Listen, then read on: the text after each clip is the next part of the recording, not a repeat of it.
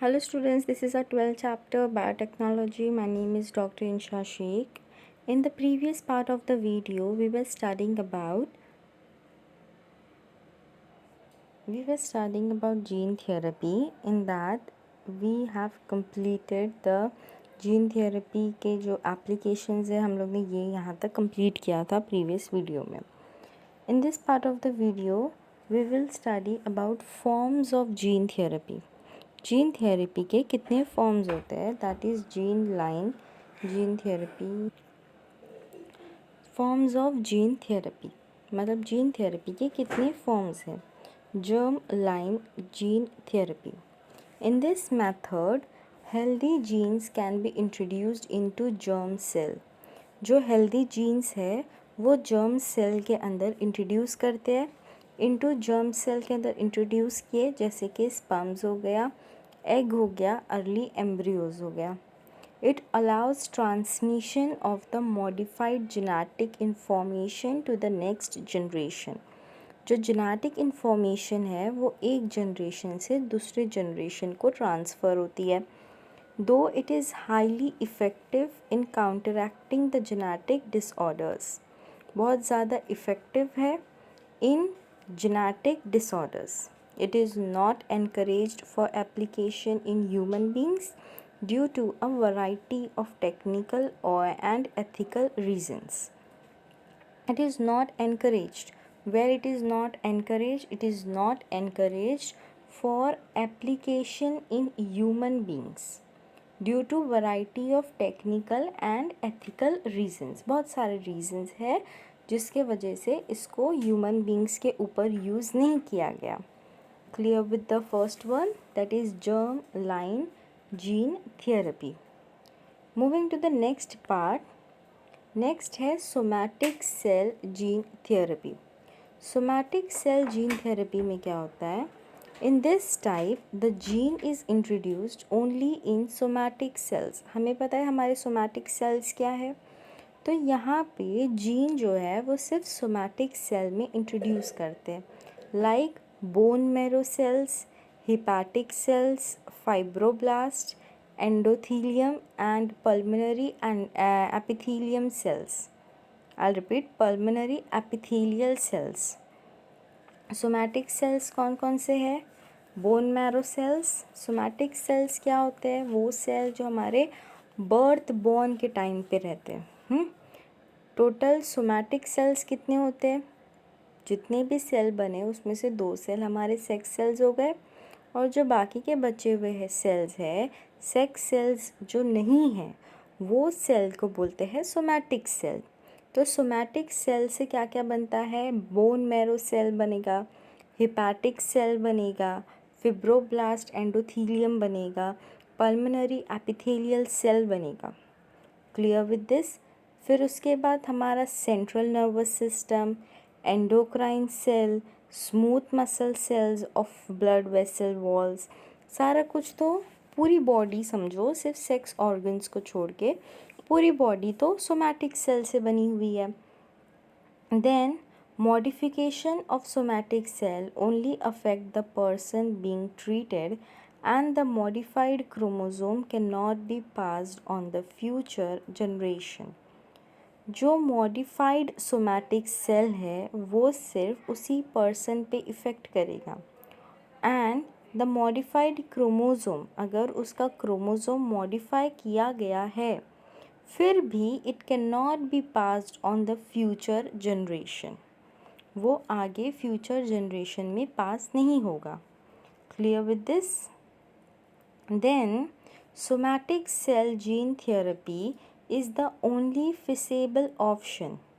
ये एक only option है and the clinical trials have already employed for the treatment of acquired disorders such as cancer and rheumatoid arthritis and blood disorders including SCID. अब somatic cell gene therapy बहुत ज़्यादा अच्छा result दिया है cancers में. Rheumatoid arthritis means what. Rheumatoid arthritis means जो severe pain होता है हमारे जॉइंट्स में, एल्बोज़ में, जो हमारी बोन से रिलेटेड प्रॉब्लम है वो सारी चीज़ आर्थराइटिस में आती है। और ब्लड डिसऑर्डर्स होते हैं, तो ब्लड डिसऑर्डर्स में भी ये सोमैटिक सेल जीन थेरेपी बहुत ज़्यादा इफ़ेक्टफुल रही है। Clear with this? Moving to the next slide. Next topic है हमारा डी है जेनेटिकल मॉडिफाइड ऑर्गेनिज्म। ये बहुत ही इम्पॉर्टेंट क्वेश्चन है students, this is important okay. तो जेनेटिकली मॉडिफाइड ऑर्गेनिज्म या जीएमओज बोलते हैं इसको, मोस्टली इसको जीएमओज भी बोलते हैं, जीएमओज ही बोलते हैं। तो लेट्स सी इसमें क्या होता है। Okay, very interesting topic.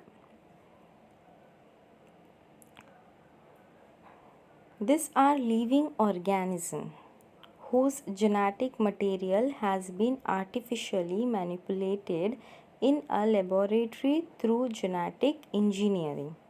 ये क्या है? Okay, these are living organism.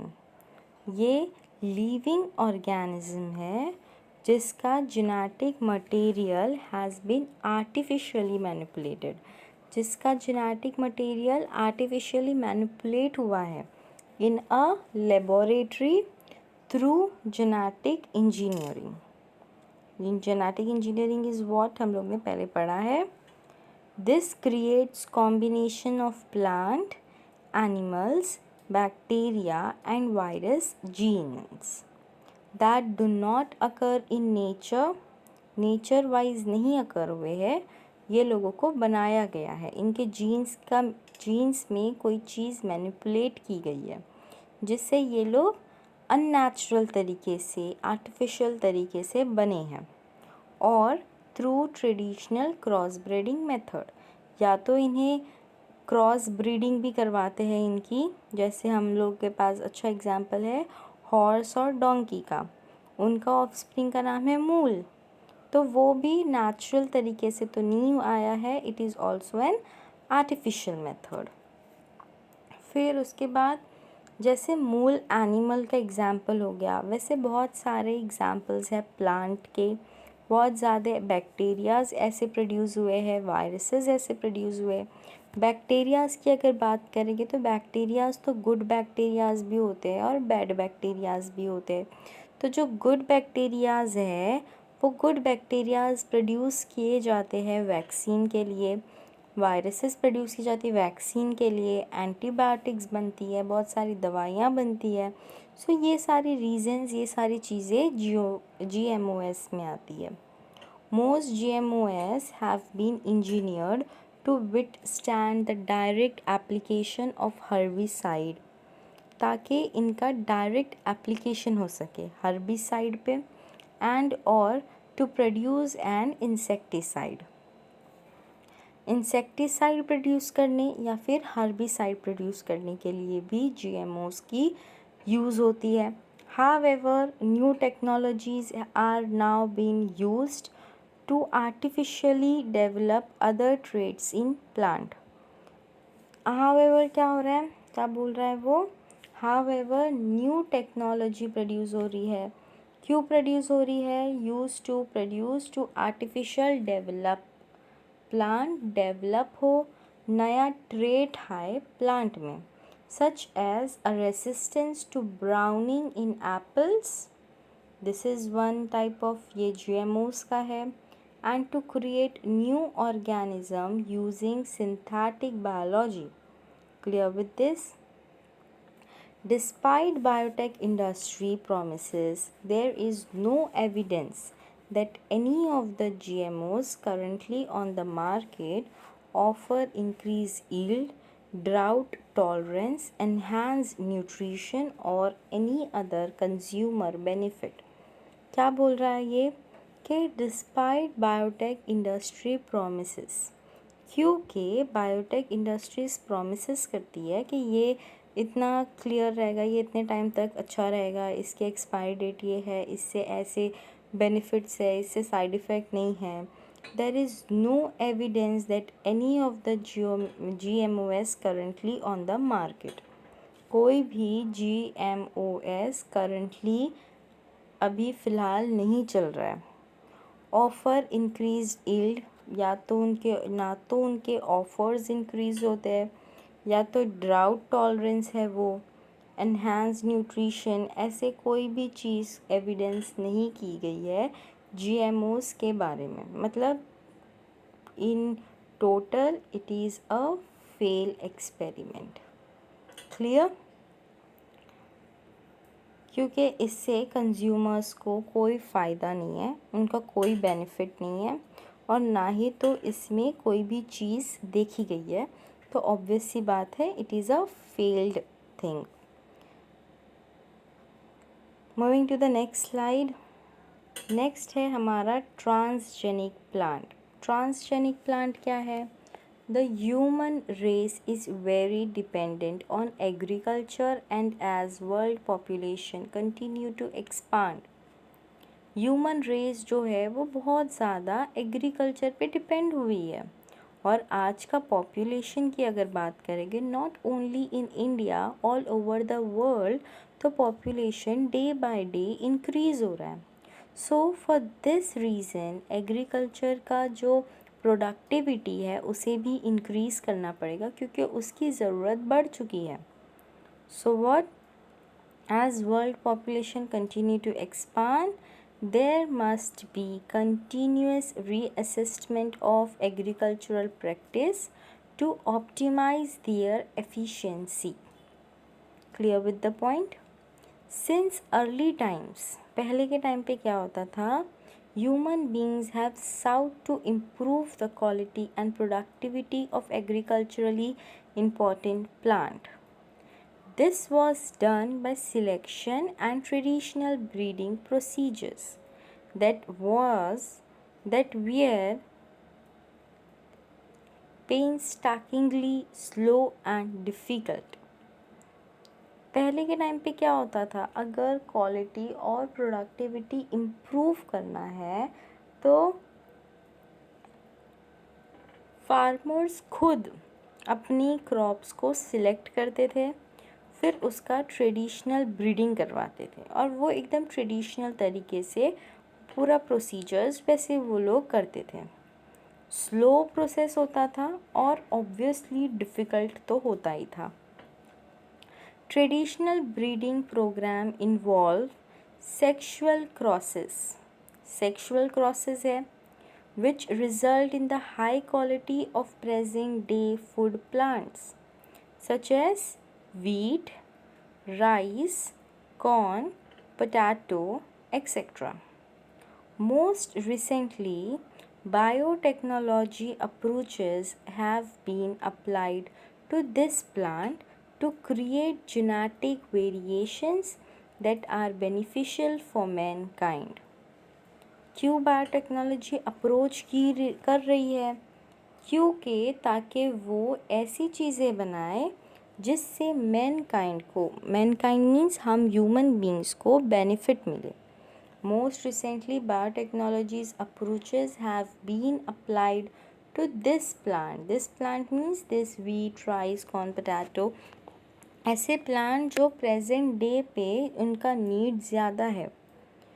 तो ताकि ये अगर लोग ऐसे प्लांट पे फोकस करेंगे, तो ऐसे चीज़ों के ग्रोथ पे फोकस करेंगे, तो इससे क्या होगा, हम सभी को बेनिफिशियल होगा, क्योंकि हम सभी में राइस की, गेहूं की, कॉर्न की, बार्ले की, ये सारी चीज़ों की बहुत ज़्यादा ज़रूरत है। So then first transgenic plant produced was tobacco. पहला, ये बहुत इम्पॉर्टेंट है स्टूडेंट्स, बहुत ज़्यादा। फर्स्ट ट्रांसजेनिक प्लांट जो प्रोड्यूस हुआ है वो है टबैको। More than 60 transgenic dicot plant and several monocot plant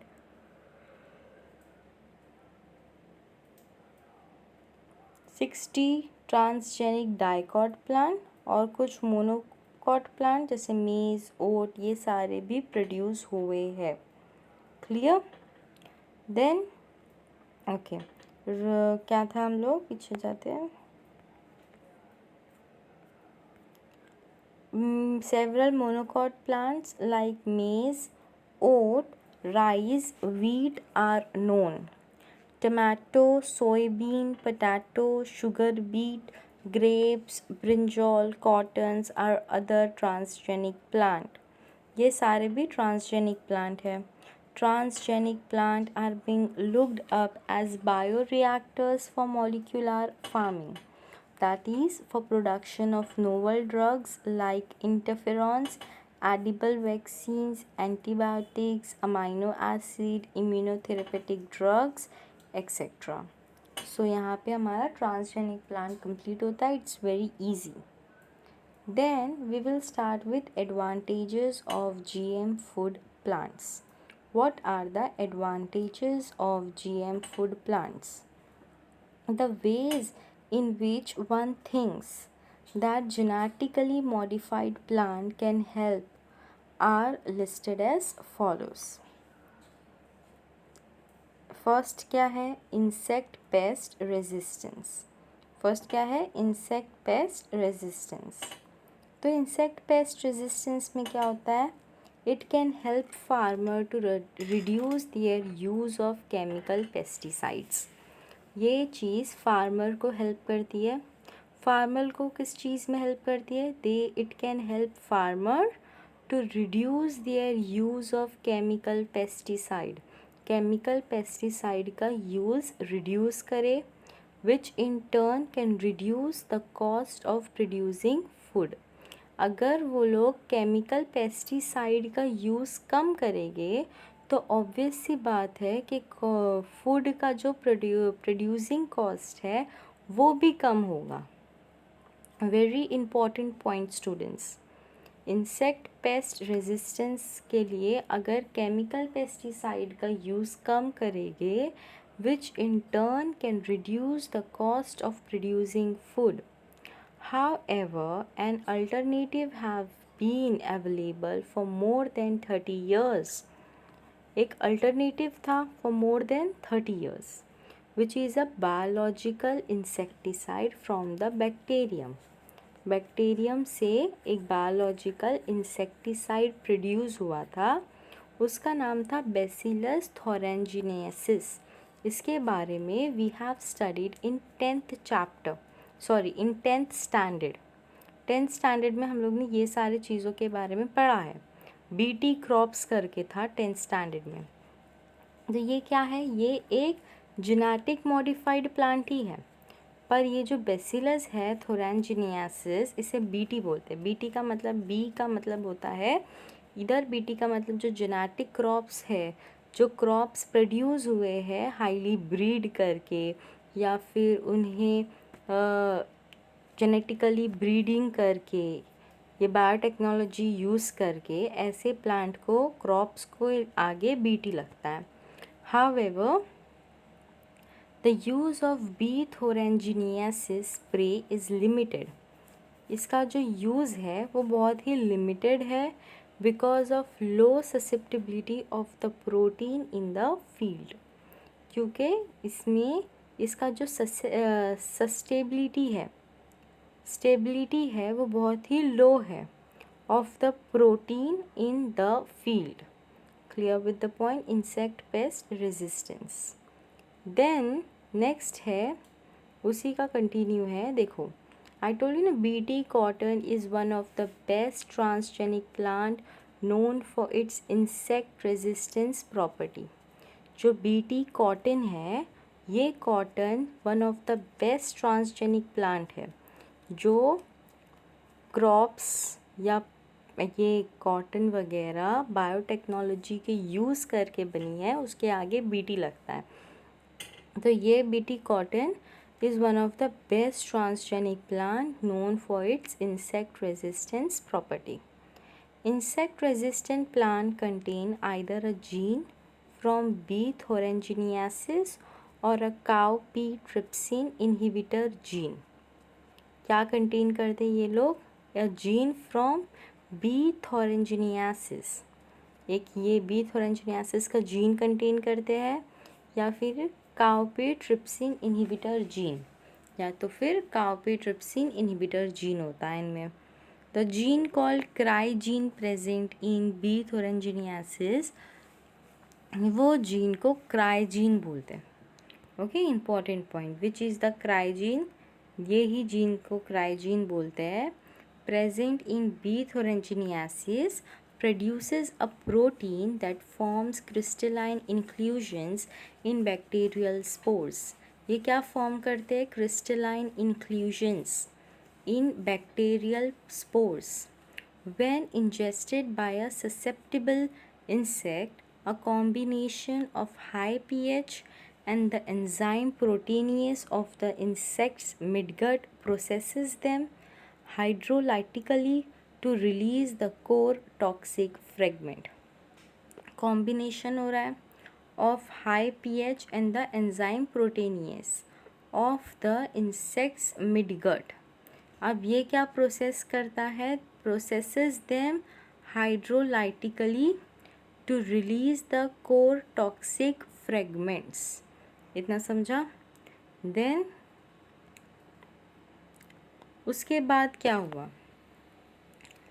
The effect of this fragment is seen within minutes of ingestion, beginning with midgut paralysis, ending with disruptions of midgut cells of insect। The effect of this fragment, इस fragment के effect से is seen within minutes of ingestions, beginning with midgut paralysis and ending with disruptions of midgut cell of insect। Clear हुआ? पहले क्या होता है? With in minute of injection, जैसे ही injection हुआ तो मिडगट पैरालाइज हो गई, उसके बाद डिसरप्शन हुआ मिडगट सेल के इंसेक्ट का। BT toxin activity has been against many species of insect within the order of Lepidoptera, Diptera and Calyptera। जो बीटी टॉक्सिन एक्टिविटी होती है has been against many species of insect. इसकी toxin जो है वो बहुत ज़्यादा स्पीशीज़ के अगेंस्ट है और इसकी ऑर्डर वाइज है लेपिडोप्टेरा, डिप्टेरा एंड कॉलेप्टेरा। जो गोल्डन राइस है ये भी एक ट्रांसजेनिक फूड क्रॉप है which is use to reduce vitamin A deficiency disease. Vitamin A deficiency disease को कम करने के लिए गोल्डन राइस बनाया गया था। Similarly the gene of alpha amylase inhibitor has been isolated from adzuki bean and transferred to tobacco, and this gene works against pests like Zebrotus, Subfasciatus and Calassobrascus chinensis। ये क्या है? ये paste के नाम है, ये भी एक एग्जाम्पल है। तो ये है हमारा transgenic plants. Now next topic है हमारा इम्प्रूव न्यूट्रिशनल क्वालिटीज़। मतलब न्यूट्रिशनल क्वालिटीज़ जो है उसे कैसे बढ़ाते हैं, उसे कैसे इम्प्रूव करते हैं, बायो फोर्टिफिकेशन क्या है। Okay, transgenic plant have also been produce to provide functional food and nutraceuticals. क्या प्रोवाइड कर रहा है? Functional food and nutraceuticals for million of people in developing countries।